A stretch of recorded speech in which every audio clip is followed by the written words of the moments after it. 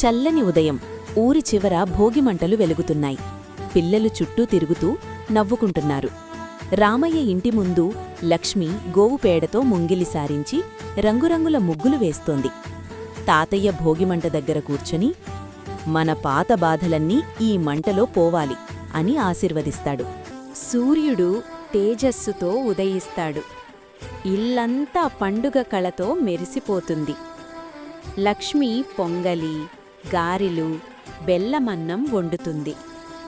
సీత పూజామందిరంలో దీపం వెలిగించి సూర్యుడికి నమస్కరిస్తుంది.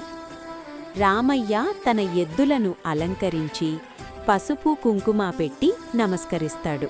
ఊరి మధ్యలో హరిదాసులు పాటలు పాడుతూ తిరుగుతారు.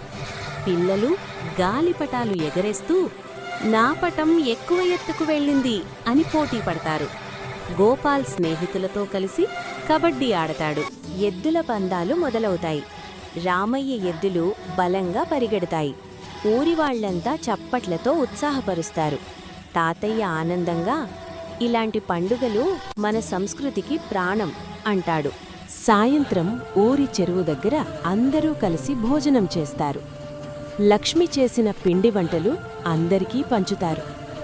సూర్యాస్తమయం వేళ గ్రామమంతా నవ్వులు పాటలతో నిండిపోతుంది. ఈ విధంగా మా ఊరిలో సంక్రాంతి కేవలం పండుగ కాదు, ప్రేమ, ఐక్యత, సంప్రదాయం కలిసిన ఒక మహా సంబరం.